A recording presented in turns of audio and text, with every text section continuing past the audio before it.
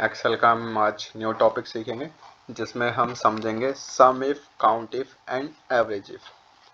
तो sum if, count if and average if इसमें कैसे काम करते हैं उसको समझेंगे। जैसे कि हमने लास्ट क्लास में देखा था कि सम, एवरेज, प्रोडक्ट, काउंट जो बेसिक फॉर्मूलेस थे वो सीखे।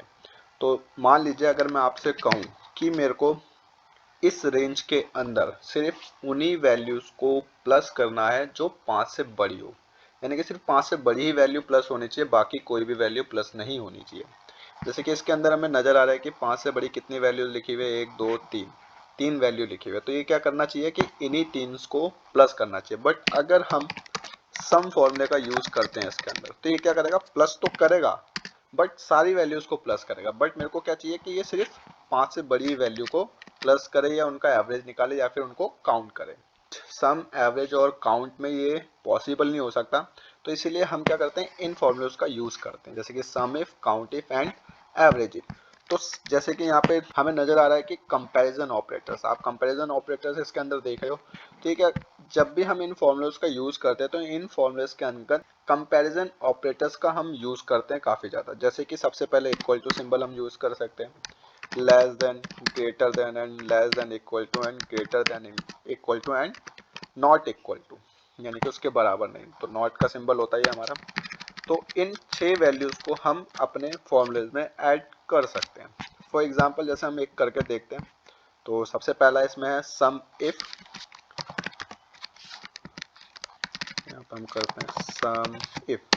तो सम इफ के अंदर हमारे पास दो ऑप्शंस, पैरामीटर्स पास करने होते हैं हमें, जैसे कि इसमें लिखा हुआ है रेंज एंड क्राइटेरिया। तो रेंज हमें पता ही है, रेंज क्या होती है कि जो हम मल्टीपल सेल्स को एक साथ सेलेक्ट करते हैं तो हमारा रेंज में कन्वर्ट हो जाता है। एंड नेक्स्ट ऑप्शन है इसमें क्राइटेरिया, कि क्राइटेरिया इसमें हमें क्या देना है, कैसे यूज होगा क्राइटेरिया। तो जैसे कि इक्वल टू सम इफ, यहाँ पे हम रेंज को सेलेक्ट कर लेते हैं सबसे पहले एंड कॉमा। नेक्स्ट ऑप्शन है हमारा क्राइटेरिया, कि हमें क्राइटेरिया क्या देना। तो जैसे कि मैंने बताया कि अगर मेरे को सिर्फ 5 से बड़े नंबर्स को ही प्लस करना है तो सम काउंट करने का काम करेगा। इफ के अंदर हमने कंडीशन बता रहे हैं कि हमें कौन सी कंडीशन के लिए अप्लाई करना है। तो कंडीशंस लगाते टाइम यहाँ पे सबसे पहले हमें जो वैल्यू हम देंगे वो डबल कोटेशंस के अंदर देंगे। तो शिफ्ट के साथ पहले सबसे पहले हम कोटेशन ऐड कर लेते हैं। अब यहाँ पे हम अपनी कंडीशन लिखेंगे कि हमें क्या करना है, ग्रेटर देन 5।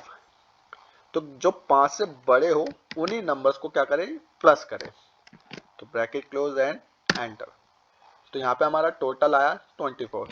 तो 10, 7, 17 एंड 7, 24। तो इसने क्या करा, 5 और 2 को छोड़ दिया एंड जो बड़े नंबर्स थे 5 से, इसने सिर्फ उन्हीं को ही प्लस करा। फॉर एक एग्जांपल ले लेते हैं हम, जैसे कि सम इफ इस रेंज में उन वैल्यूज को सम करे जो बराबर हो 5 के, यानी कि 5 के बराबर होगा सिर्फ उसी को ही प्लस करें, या हम ये कह देते हैं कि लेस देन 5 या 6, जो 6 से छोटे हो सिर्फ उन्हीं नंबर्स को प्लस करें। तो 6 से छोटे नंबर यहाँ पे हमारे पास दो है, एक नंबर 3 में, एक नंबर 5 में। तो टोटल हो गया 5 to 7, तो 7 हो गया। तो यहाँ पे हमारी वैल्यू क्या रिटर्न आई, 7।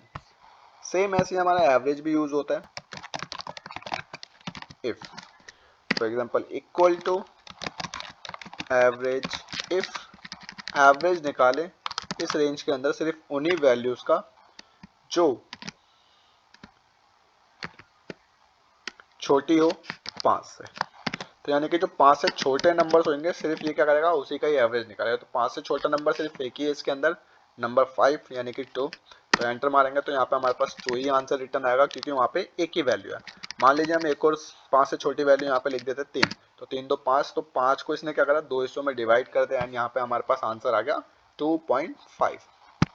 नेक्स्ट है काउंट इफ। काउंट इफ में भी हमें दो पैरामीटर पास करने होते हैं। सबसे पहले रेंज, तो यहाँ पे हमने रेंज डाली, कॉमा एंड उसके बाद क्राइटेरिया कि हमें करना है क्या है। तो हम चाहते हैं कि 10 से छोटे, यानी कि लेस देन 10, जो 10 से छोटे हो सिर्फ उन्हीं सेल्स को, जिन सेल के अंदर 10 से छोटे नंबर्स लिखे हो सिर्फ ये उन्हीं सेल्स को काउंट करेगा। तो एंटर करा तो यहाँ पे हमारे पास आया 4। यहाँ पे 3, 5, 7, 2 ये सारे के तरफ सारे 10 से छोटे हैं, तो इसीलिए हमारे पास 4 यहाँ पे हमें रिटर्न मिला है। तो जैसे कि यहाँ पे लिखा हुआ है, तो रेंज के अंदर हम रेंज दे सकते हैं, यानी कि रेंज को सिलेक्ट कर सकते हैं जिस रेंज में से हमें वैल्यू को निकालना है। एंड क्राइटेरिया कि उसमें हमें क्या कंडीशंस के साथ उसको अप्लाई करना है या यूज़ करना है उसमें। आई होप आपको ये वीडियो अच्छी लगी होगी।